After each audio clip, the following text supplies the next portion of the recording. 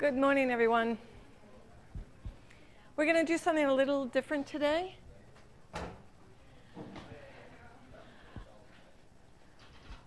First, are there any questions before we get started? No? Okay. We're going to continue our discussion about hypothesis testing, and we're going to change it up a little bit and have you do some work in class on hypothesis testing. So we're going to start with a very simple problem having to do with a roulette wheel. And why did it just do that? There we go. All right, so here's a image of a American roulette wheel.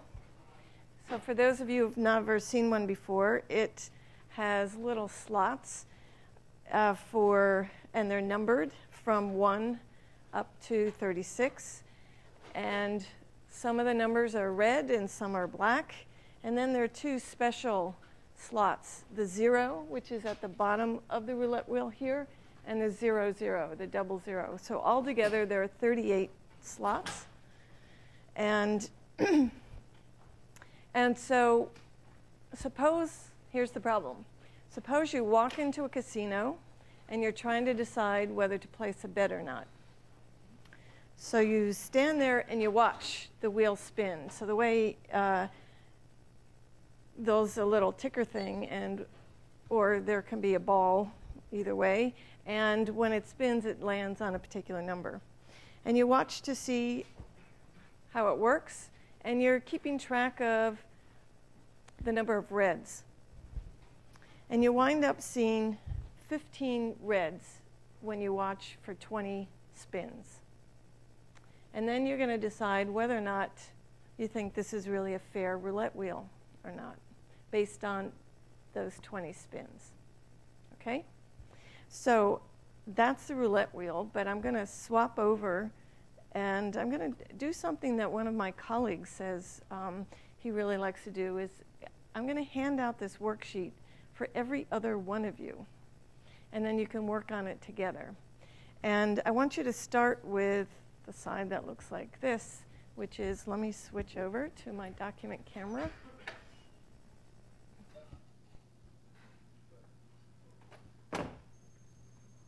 There you go. So essentially, what we're going to do is create a hypothesis test, and this is the background to get you started. So here comes the first page. So it's one for every two of you, and you can work together on this and fill out the front page, and then we'll go over it together. Would you mind, or maybe you two, you'll figure out what to do? Yeah, actually, you two can work together. Or one of you could move. So you got to figure out how to work together.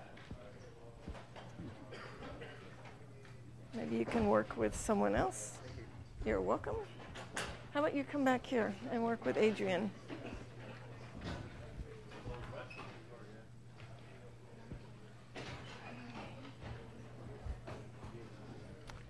Do you two work together?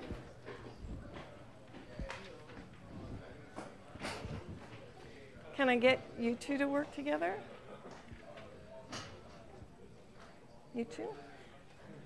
And do you want to come down here and work with him? I'll give it to you.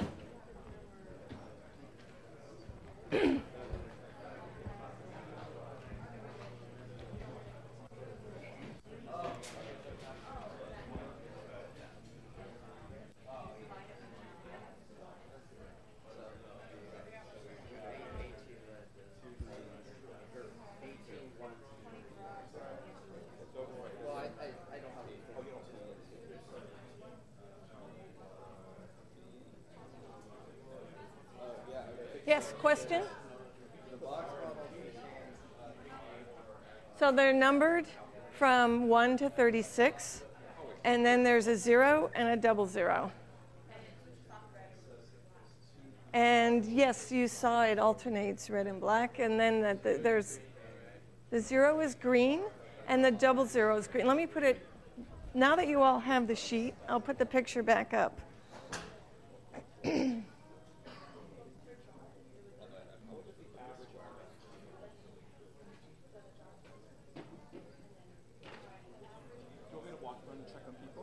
Oh, that'd be great.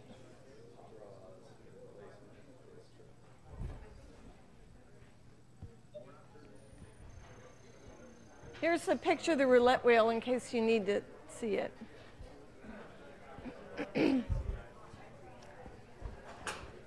Keep going, the whole first page. Or you're still struggling with the first one, right?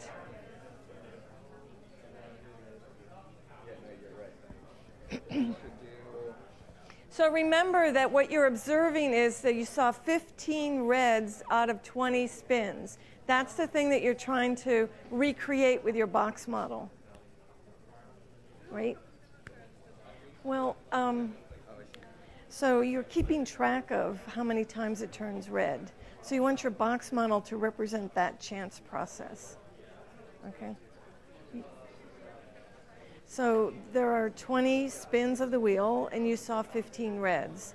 So you want to create a box model that represents that chance process. It might not turn out 15 the next time you do it, but you want a box model that says, so yes, it is 20 draws, and I'm expecting that to be with or without replacement. I think, yeah, gotcha, right. Oh, you're going into the R, got you. Well, I would ask you whether or not this will come out as a... We can divide all of those by 2. What does it say? That's 2 greens, 18 blacks. Yes, but what is actually going to be written on the tickets for you to keep track of reds? Why do you have a negative one? Right, because it makes sense. Because it makes sense to me, apparently. I'm struggling here. Okay. Why do you...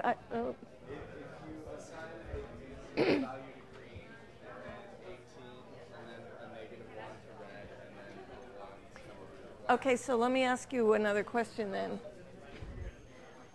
Do you care whether it's black or green? And I'll let you think about that. Yes. That looks good. Are we doing the average right? Yeah, the box average. That's right. That's right. So the box average is essentially adding all of those up, right, and taking the average, which is over 20 draws. No. This is oh. It's just the box. It's just the average up from one. Right. It's the average of what's in the box. That's it. How are you guys doing? We were wondering about the average and the standard deviation. Well, before you even wonder that, I'm wondering why you have that in there. So what does it say? Right. So how are you going to turn a G into what's being recorded? Is what? It's 15 reds or 12 reds or 10 reds, and so turning that into having it just be a G isn't something you can work with, right? The box model is supposed to represent the chance process of recording how many reds you've seen. Very good. And then then it makes sense to take an average, right? Before, when you had G's and R's and B's, you can't average those. Yes? For the SD. Right, it's the formula for the SD. On the outside? No, is it just for it's one? inside. So the formula for SD, if you remember the other name for it, it's... Right, so root is outside. Mean says you've got your 1 over 38 inside. Square are the square deviations. Okay? How are you doing? Are you two working together? That looks good, except that why do you have... Oh, you're very clever. You have done what? you've simplified it to say that you know that they're an even number of each kind, so I don't actually have to put 38 in the box. That's fine. That works because you are drawing with replacement. How about you? I don't see your box is empty. You need to have things in your box. So what you're doing is recording the number of zeros. You're recording the number of reds you see. So to record the number of reds means you have to count them up. Right. How are you two doing? Well, I like the 20 draws and I like the with replacement, but there's a problem with what you have in your box. And you have written in your box reds, blues, and greens. How can you possibly find a box average? I like your box average, but there's no way you can average red, blue, and green and get a number. So there's something wrong with your box. Your box should have numbers in it if you got a number for an average, right? Yes. Yes. So for calculating the SD, do we use this? No. You use the box. So the SD of the numbers in the box. That's what it is. Because think of it as a list of numbers. You just like these are your numbers. You have 18 ones and 20 zeros. How do you? Our mean would be a 0, I guess. You've already found your mean, although I don't know how you got. That's the same thing. Yeah, mean. Right. That's your mean, and now you're going to take the observed, or for every. I said the wrong thing. You're going to take for every number in the box. 1, you've got a 1. For every ticket in the box, you take the ticket value, subtract the average, square it, add them all up, divide by the number of them, take the square root. The SD is the root mean square error of all of the tickets, the ticket values in the box. So you've got 38 of them. Okay? So your box is empty. How can you possibly get an average of 9? You can keep your average as basic. No, you didn't calculate it wrong, but your box is empty. You can't have an empty box. Okay. All right. Thank you. Okay. How's your box? You think you have 36 ones and 38 zeros? Oh, I've erased the roulette wheel's not up there, but how many possible outcomes are there from a spin? Well, no, how many different possibilities could there be, right? How many slots are on the wall? No. Oh, you heard me wrong. Okay, there are 18 reds. Oh, okay. That's why your box looks so strange. There are 18 reds, there are 18 blacks, and there are two greens, a 0 and a 0, 0. How are you guys doing? Oh my, you already know what you think oh, look at this. You've got our code here. Pretty much what we thought of. Okay. Let's see what your box looks like. I'm a little confused by your box. Oh, there. Is this the box? Not this, right? This is the box. 20 zeros, 18 1. That looks good. And that's correct. And that's correct. Good. And what's that? You didn't figure that one out yet. The box SD. So that means it's the SD of all the ticket values. Okay? And do you remember the formula for it? That is the formula. And if you work at it very carefully, it reduces to something that's pretty easy to calculate. How are you guys doing? Doing a little trouble doing this all by hand. But Yeah, I know. I'm trying to get you to actually have a feel for the numbers. That's why I'm having you do it by hand. Yeah, right. we were talking to him and just wanted to for the box model. You just wanted to use 1 for red and then 0 for non-red? That's right. Okay. Because you're recording the number of So reds. we only care about the red. You don't care about the actual value. That's right. And for this problem, because that's all I've recorded is whether it was red or not. Oh, okay. Right. Yes. So when we're calculating, Uh-huh. it's the Oh. It's called the box average, which means it's the average of all the values in the box. So you've gone one step ahead of me. You're doing what you expect in the 20 draws. That's not where I'm coming from. Okay, so your answer is right for the second page. But what I'm asking you right, so you just average the ticket values. So what are all the ticket values? oh, okay, so you got There's 18 divided, so it's 9, right? Or no, it'll be do you have? that's it actually, right? You have it in there, right? It's in your how to get in your box. Oh, well, that was originally because you did. Okay. So like the box average is 20. Right, Oh, because that's right, because it's 1. right. How do you find the standard deviation? We remember the formula for the standard deviation. So you've got 38 numbers. You've got, and for each number, you subtract the mean, and I would leave it as a fraction rather than a decimal, square it, and then add them all up. So you do it for, All 38. or you do it for, All 38 of them. Because the SD is, right. How about you? You're all over there all by yourself. Oh, come on. Can you actually talk? It's fine? You're okay? Okay, good. And you're a newcomer, is that right? So are you, shall I bring a sheet for you guys? That would be nice, okay.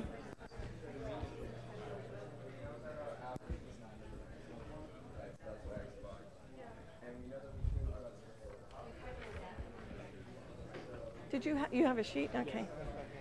Here you guys go. It's supposed to be shared. Do you want to? I'll give you a sheet too. All right, it looks like maybe we're ready to regroup and talk about what we found. In this case, it's 0. Because we're drawing 0. Right? And in this case, it's 1. Because we're drawing 1. It's 18. It's a fork. All right, so let's review. Let's go through this together. So just to have us all check in on what the actual problem is, we have this roulette wheel, and the roulette wheel is spun 20 times, and we have recorded 15 reds. So the problem on the handout was to ask you to create a box model that represents this chance process. Okay? All right, so the box model is supposed to represent the process of spinning the wheel, recording whether you saw a red or not, spinning the wheel, recording red or not, doing that 20 times. So what we actually observed was the 15, but we put that aside for right now, and we just create the box model. All right, so let's go back over to the document camera, and let's hear what you all have to say about what should go in that box. So we're converting, is it Dan? Yeah. Dan. You said it'd be a box with a 1 18 times. Okay. To represent the number of reds, and then a box with a 0 times 20 to represent all the rolls you give out.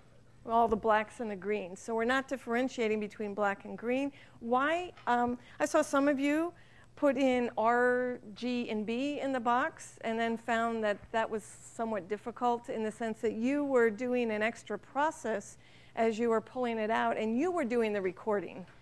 But that wasn't, we were wanting to put that process into the box. In other words, we were trying to change the tickets so that when you just pull them out, you add up. Okay, so yep, that makes sense. It's altogether there are 38 tickets in the box, 1 for every possible slot. Somebody here actually reduced it and didn't put 38 tickets. Was it you? Or you, yes. And you're, Jennifer only put how many tickets in the box? 19 tickets in the box, and 9 were marked 1, and 10 were marked 0. Is that right? Did Jennifer get it right? You think she did? Were you working with Jennifer? No? Why is it okay? Because it's with replacement. So it's okay to do it that way if it's with replacement. The proportions are all that really matters here. If we were drawing without replacement, that would be a problem. Okay, so I saw every one of you got that it was 20 draws, very good, and that it was with replacement. I even saw some R code, which was kind of fun. You have parameter sets, replace equals true. Some of them had the whole thing of sample from the box. Very good. All right, now I've asked you to compute the box average, and there was a little bit of confusion about what that meant. And essentially, what I'm talking about is simply the average value for all the tickets in the box. So who got an answer that they want to volunteer? Yes? 9 out of 19. 9, yes, 9. And I'm actually going to double it. I mean, not double it. Multiply 2 on the top and 2 on the bottom and get 18 out of 38, which is 9 out of 19. And how'd you get it? Right. So you want what did you add them all up, 1 plus 1 plus 1, or did you? Okay. You got 1 times 18 and divided by 38. How about the SD of the box? Has anybody figured that out? You have a guess? Square root of 1 over 38 multiplied by the sum from 1 to 20 of 9/19 squared plus the sum of 1 to 18 of negative 10/19 squared. That sounds, that was hard for me to follow entirely, but it sounds pretty close to right. Yeah, and what did you get? You got an actual, you did the calculations and got what? 0.5. Anybody get something else? So we've got both the actual calculation that you would do to get the actual answer. And why didn't you actually do it? And you don't have a calculator. It might have been a little easier if you had a calculator, but you were doing it by hand. Somebody had their hand raised. Yes?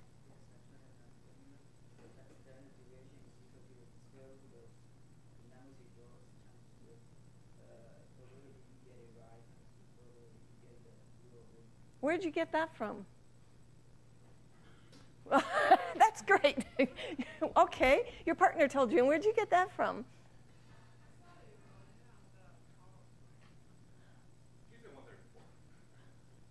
Oh, we have what? What is that called amongst us?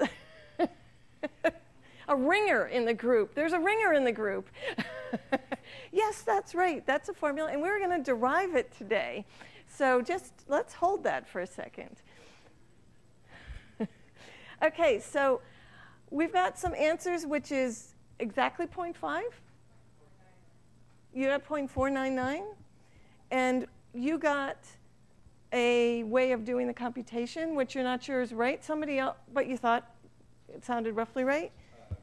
So I'm going to write that over here. You said it was the square root of 1 over 38. 1 over 38. Right. Mm-hmm. Parentheses. Mm-hmm.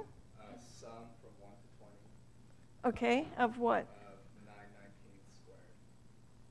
Okay, so can I not do the sum? Can I just say 20 times? Yeah. Okay, so 20 times, and I'm not going to, why is it 9/19?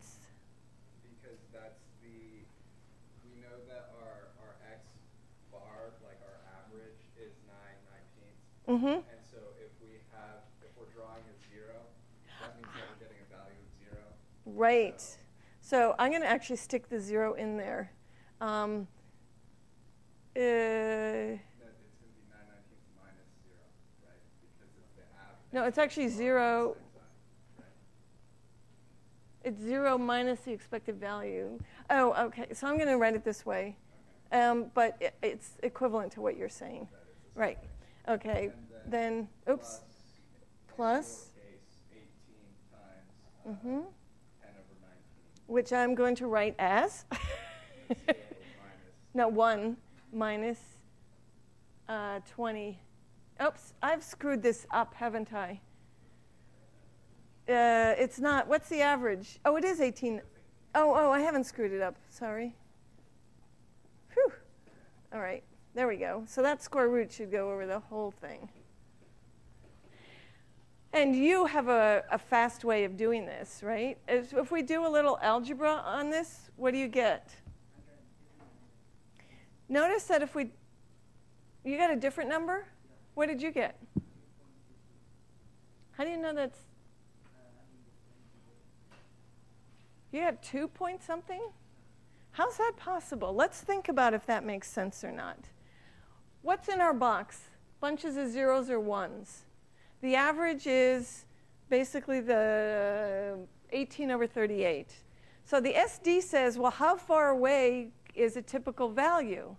So I want you to tell me how far away is a typical value without doing any computations. So let's do it from a heuristic point of view of how far away is a typical value.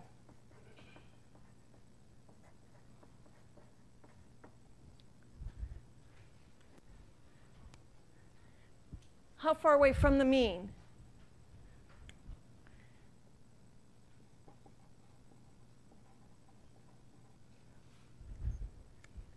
So the mean is 18 on 38, and what could they be?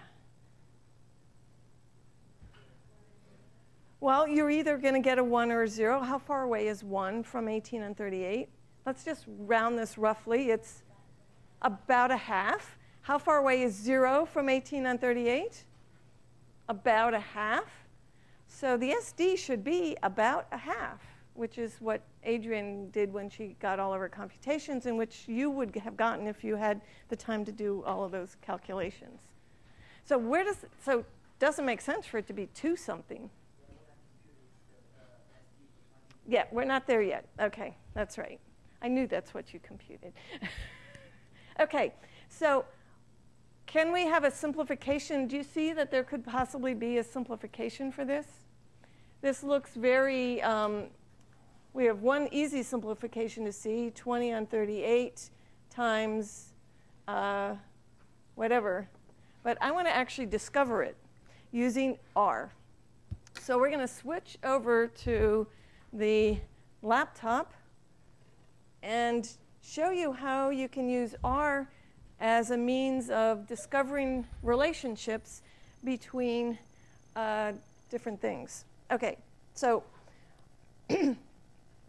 let's generalize to look at any kind of box that has just 0 and 1 tickets in it. Okay?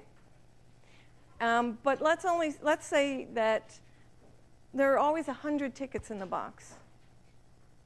All right? But there could, and we want to look at all the different possibilities of 0, 1s, 1, 1, 2, 3, all the way up to 100. So I'm going to create something, and let me make this a little higher so you can see it. There we go.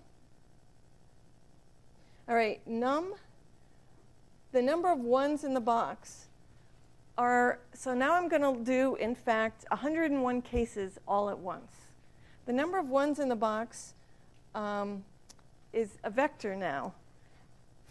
It's like I have 101 boxes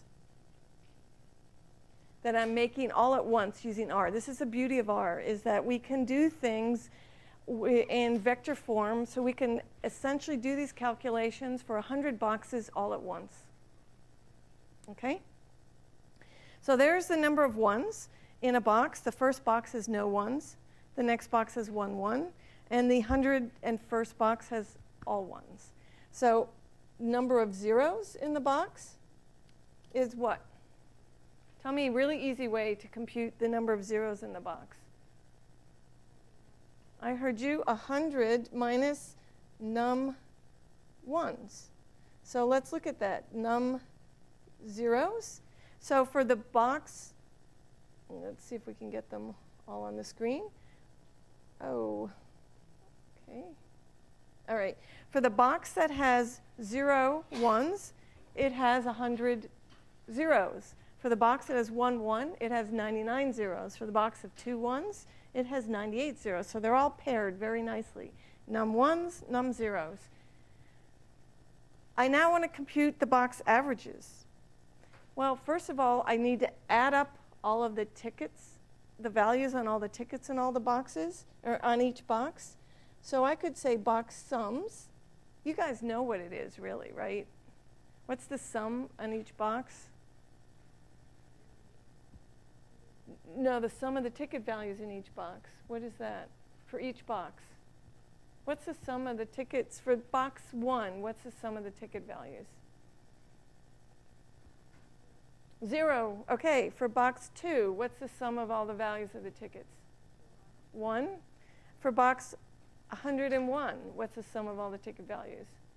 100. Good. So we in fact know that the sum of all the values is just how many ones we have in the box. I could actually do it out this way, which, as you can tell, it's 0 times the number of zeros plus 1 times the number of ones. Well, 0 times anything is 0, and 1 times anything is that thing. Therefore, it's just the number of ones in the box.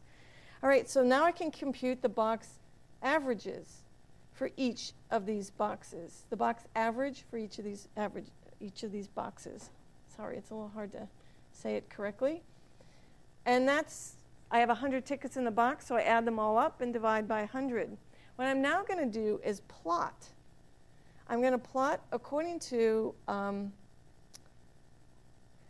number of ones is my x-axis, and box averages is my y-axis, and I'm going to connect the dots by doing type equals L. And before I hit return, I want you to tell me what this plot's going to look like.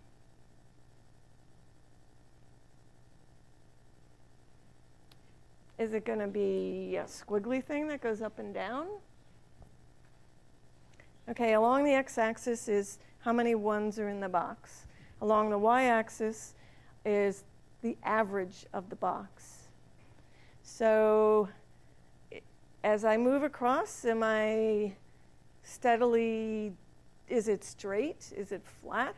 Do they all have the same average? Is it increasing? There it is. Does that make sense? Yes? Why did I what? 0 times the number. Well, I was doing the formal calculation. You're right. It's like a waste of energy here. 0 times the number of zeros. We know that's going to be 0. 1 times the number of ones. We know that's going to be the number of ones.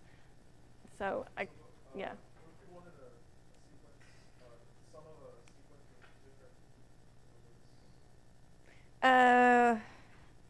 Then I hear what you're saying. So you're saying, suppose I got whatever I've got in my box. I've got a bunch of things in my box, and I've got a certain number of each type. Okay, so you can have the unique vowels in the box. Could be a 2, a 17, and 101. There are only 3 different values on the box. And the proportion of each of these could be, I'm going to try and keep it easy. So suppose I've got 1, 2, and I have 2 17s, and I have 6 101s. So, of course, what I'm going to do is throw it back on you and say, how do I compute the box average with those 2 pieces of information? I would say, oh, I need 1 2 plus 2 17s plus 6 101s, right? So I could say, well, that's just unique vowels times, I don't know why I called it props, but that's it. And then I could sum this up. this is the beauty of vector operations in R. So that's the sum. And I could then have divided by the total number of tickets in the box. How do I get the total number of tickets in the box? Yep, sum of props, which I should have said nums, but there it is. 71's the average of that box. Okay? Sure. Any other? So what have we discovered? I'm going to replot this. Where'd my plot go? Here's my plot. You see it's a straight line according to how many ones I have in the box. I'm going to replot it according to the proportion of ones in the box. Here it is. So I'm going to take the number of ones and divide that by 100, because I have 100 tickets in each box. And I replot it, and it still looks the same. And now you can tell me the exact easy formula for computing a box average when there are just zeros and ones in the box. And that is?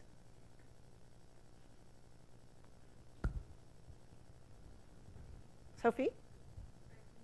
You have no idea. Okay.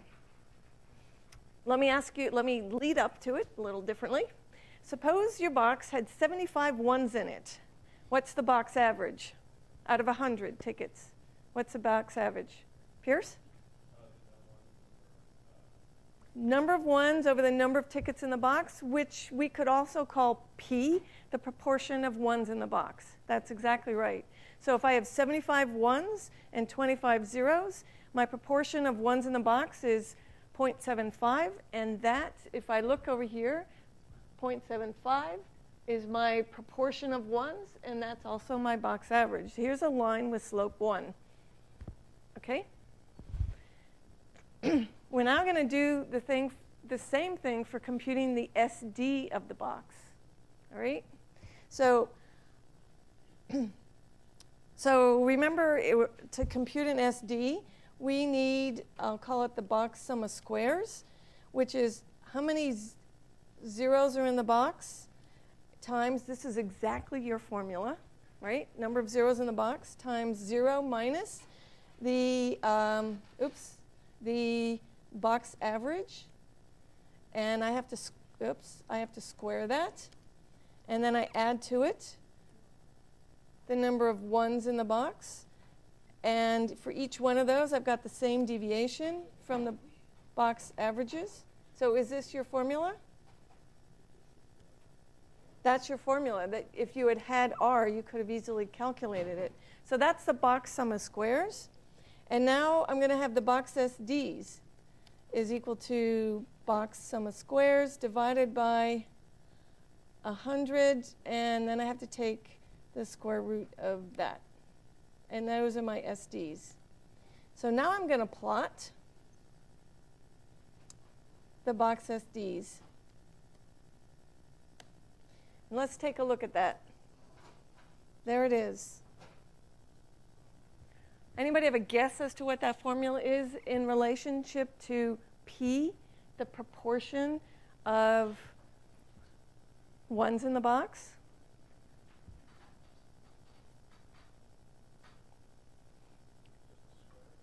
The square. So you know how we could figure that out? Is we could actually add a curve to this plot. Curve of, the way the curve function works, it wants to see an x, not a p. So curve of x squared from equals 0 to equals 1. Add equals true. And I'll make it thick enough for you to see it, and I'll change the color so you can tell the difference. What? What does the add equals true mean? It says, don't wipe out my plot. Add it to my existing plot. So that's the plot of p squared. So that's not the function. Anybody have another guess? Yeah? All right, well, we could do that. We could look at curve of 1 minus x squared and make that red. And that's not it either. Yeah?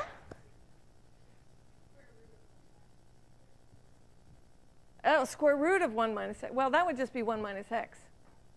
Sharada? Oh, okay. Okay, we can try that. We're just guessing. This is just guesswork. We're trying to see what function this is. Oh, sorry. I'll square root that next.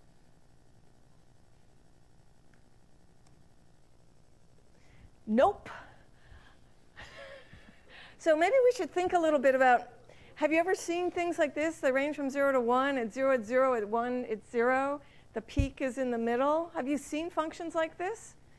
Have you seen, Manisha, have you seen a function like this before?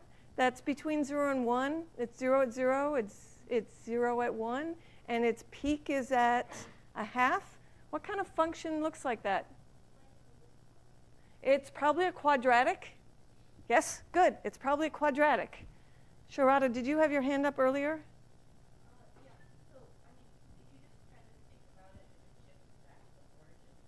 Okay, shifted. Negative x squared, okay.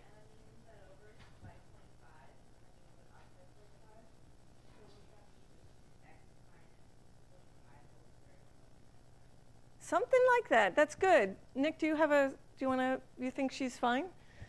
You agree with her. Very good. That's good. She's sitting next to you. Yes? Oh, let's not go there. I could plot that. Well, I can go there. Let's plot cosine, just for fun. And we will make it orange. And cosine of 1 minus x? Of theta. Well, what's theta? Theta is a measure of degrees. Oh, I don't want to go there. My brain can't think in that term. Now, I'm gonna take something about what Sharada said, and she said something to the effect of x minus x squared. Kind of, right? You sort of said that? Not quite, but kind of. Oh, what have I done wrong? Oh, nothing. Got rid of my parens. Hey, look, you're close. You're really close. And I'm going to go back over to Jeff and say, why is she close? Because she's forgotten something that you had in your function. What's that? Well, no, she's got it. She doesn't need any shifting. What was in your function? Square root. Square root. So we're going to go back and modify this function a little bit, and we'll make it, thank you, running out of colors here, purple, and we'll make it the square root.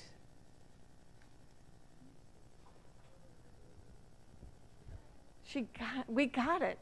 We've got it, right? It's the square root of x minus x squared. Now, have we proven it? Technically not.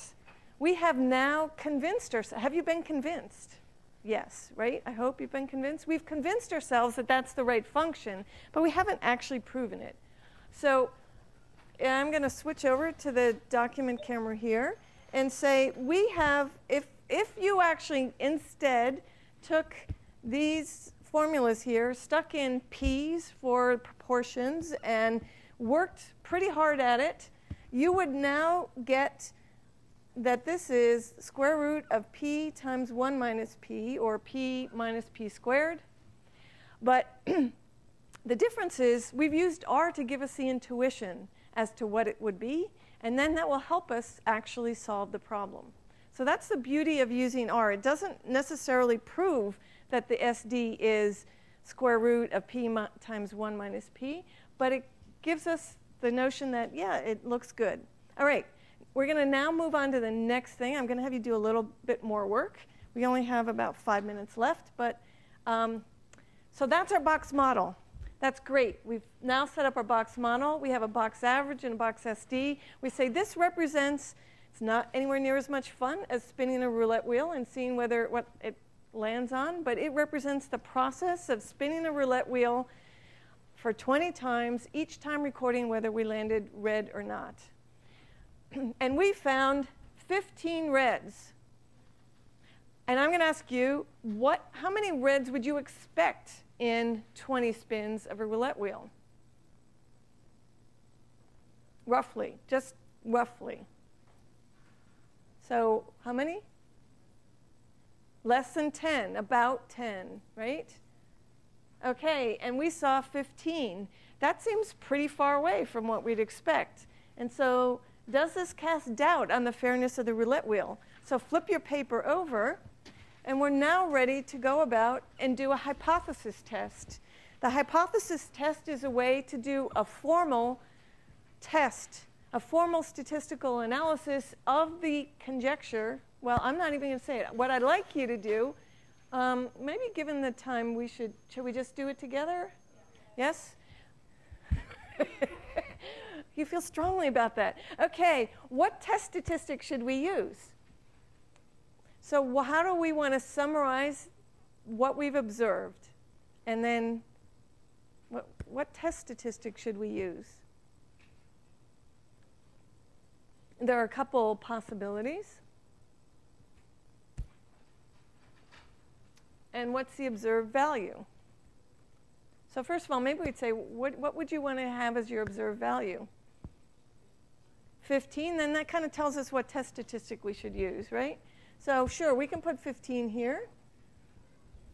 So the test statistic we're using is the count, right? The sum of draws from the box. Our null model, here, okay, so I'm actually going to ask you, what's the distribution of the sum of the draws from the box? That should look really familiar to you.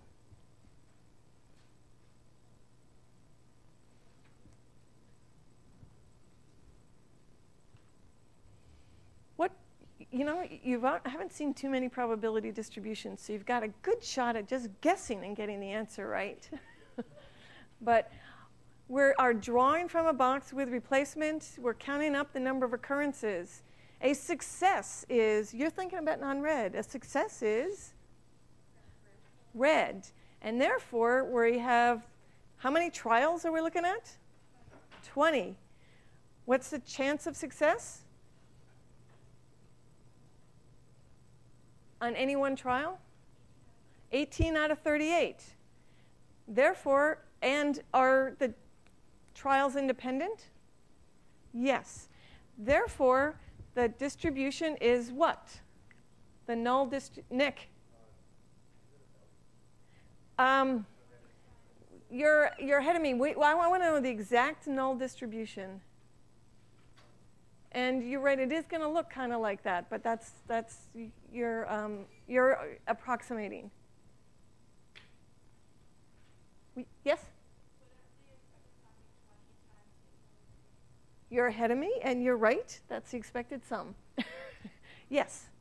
I'm asking for the null distribution, a probability distribution. The null distribution is a probability distribution. We just said we had 20 trials. The chance of success on any one trial is the same. They're independent. Therefore, it's a binomial distribution. That's my null distribution. It's a binomial. And we specified two things of the binomial. Number of trials, 20. Chance of success, 18 on 38. Our null hypothesis says basically the deviations we observe are just due to chance variation. The alternative hypothesis is that, that there's something going on. Something else is going on. That we don't think the roulette wheel is not fair.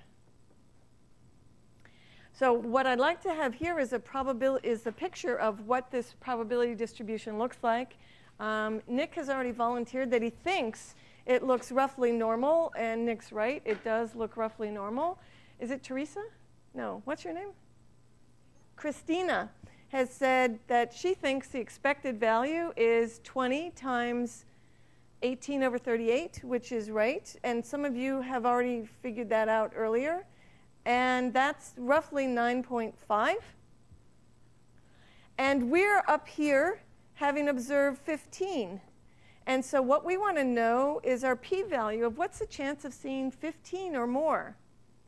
And I'm going to stop and say one thing to that, real quick, I'm not stopping altogether, is that we would have been suspicious whether we'd seen 15, which is 5.5 above what we expect, or if we'd seen 4 or fewer, which is 5.5 below what we would expect. So in that case, we should really be computing what's called a two-sided p-value, because either one of those would make us suspicious. And so we want to know what's the probability here, what's the probability here. We can get that with the nice p-binom function. We can get the exact probability, and that turns out to be 0.022, or 2.2%. So it's two-sided, 2.2%. And then we get to another language which I don't think we've talked about yet, about statistical significance. This is a statistically significant result. Is it highly statistically significant? And that's no, because statistically significant is when it's less than 5% chance, less than or equal to, and highly is less than 1%, less than or equal to 1. And that's just the terminology that has been adopted in doing hypothesis tests, and we will continue on Friday.